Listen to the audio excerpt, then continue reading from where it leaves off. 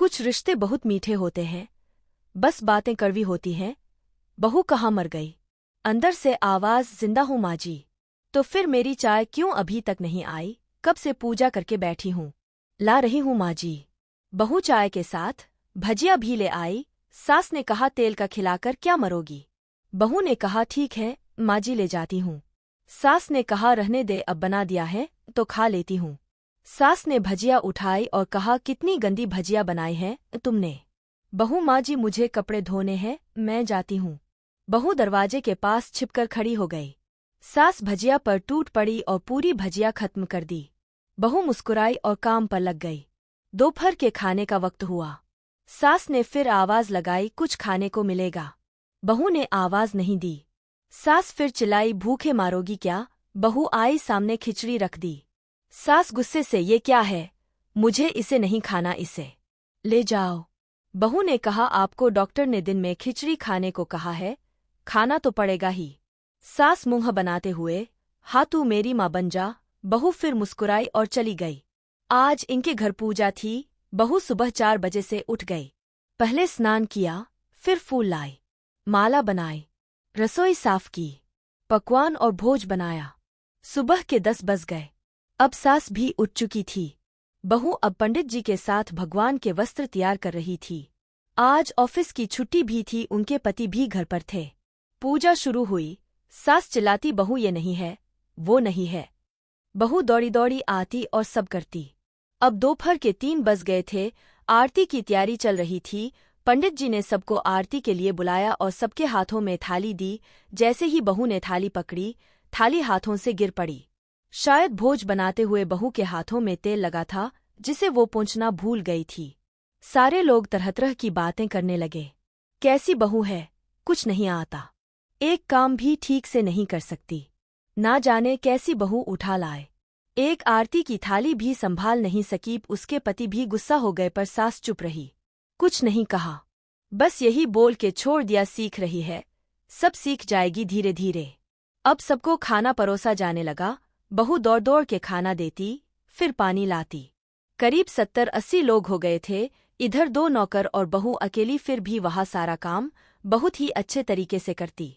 अब उसकी सास और कुछ आस पड़ोस के लोग खाने पर बैठे। बहू ने खाना परोसना शुरू किया। सबको खाना दे दिया गया। जैसे ही पहला निवाला सास ने खाया, तुमने नमक ठीक नहीं डाला क्या? एक काम ठीक से नहीं करती, पता नहीं मेरे बाद कैसे ये घर संभालेगी। आस पड़ोस वालों को तो जानते ही हो ना साहब, वो बस बहाना ढूंढते हैं नुक्स निकालने का।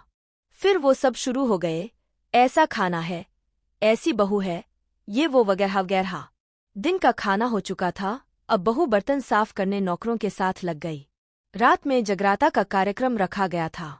बहू ने भी 1-2 गीत गाने के लिए स्टेज पर चढ़ी। सास जोर से चिल्लाई, मेरी नाक मत कटा देना, गाना नहीं आता तो मत गा, वापस आ जा। बहू मुस्कुराई और गाने लगी। सबने उसके गाने की तारीफ की, पर सास मुंह फुलाते हुए बोली, इससे अच्छा तो मैं गाती थी जवानी में, तुझे तो कुछ भी नहीं आता। बहू मुस्कुराई और चली गई। अब रात का खाना खिलाया जा रहा था। उसके पति के ऑफिस के दोस्त साइड में ही ड्रिंक करने लगे। उसका पति चिल्लाता, थोड़ा बर्फ लाओ, तो सास चिल्लाती, यहाँ दाल नहीं है। फिर चिल्लाता, कोल्ड ड्रिंक नहीं है, पापड़ ले आओ। इधर उधर आखिरी में उसके पति की शराब गिर पड़ी उसके एक दोस्त पर और बोलत टूट गई। पति गुस्से में 2 झापड़ अपनी पत्नी को लगाते हुए कहता है, जाहिल कहीं की, देखकर नहीं कर सकती, तुझे इतना भी काम नहीं आता। सारे लोग देखने लगे। उसकी पत्नी रोते हुए कमरे की तरफ दौड़ी। फिर उसके दोस्तों ने कहा, क्या यार, पूरा मूड खराब कर दिया, यहाँ नहीं बुलाया होता, हम कहीं और पार्टी कर लेते। कैसी अनपरगमार बीवी ला रखी है तूने, उसे तो मेहमानों की इज्जत और काम करना तक नहीं आता, तुमने तो हमारी बेइज्जती कर दी। अब आस पड़ोस की औरतों को और बहाना मिल गया था। वो कहने लगीं, देखो क्या कर दिया तुम्हारी बहू ने, कोई काम की नहीं है। तो कहती हूँ अपने बेटे की दूसरी शादी करा दो, छुटकारा पाओ इस गम्वार से।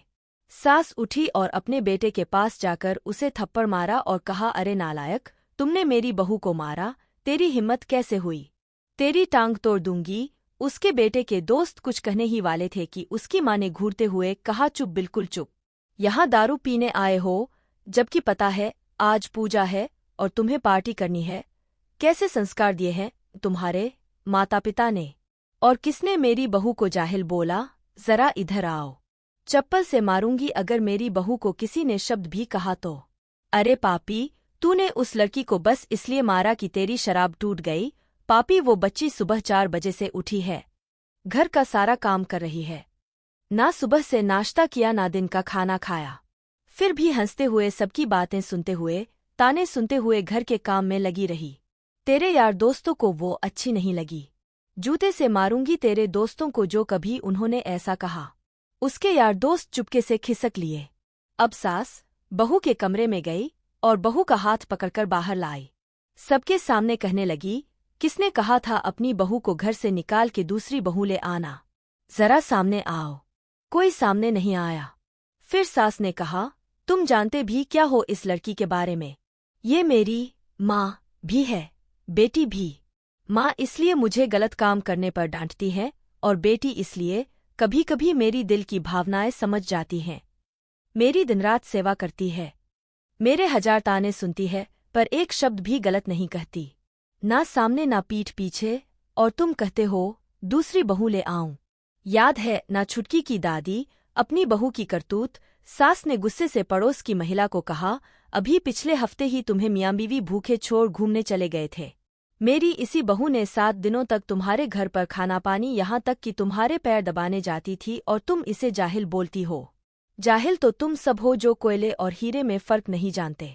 अगर आइंदा मेरी बहू के बारे में किसी ने एक लफ्ज भी बोला तो मुझसे बुरा कोई नहीं होगा, क्योंकि ये मेरी बहू नहीं, मेरी बेटी है। बहू सिसकियां लेते हुए फिर कमरे में चली गई। सास ने एक प्लेट उठाई और भोजन परोसा। बहू के कमरे में खुद ले गई। सास को भोजन लाते देखा तो बहू ने कहा, अरे माँ जी आप क्या कर रही हो?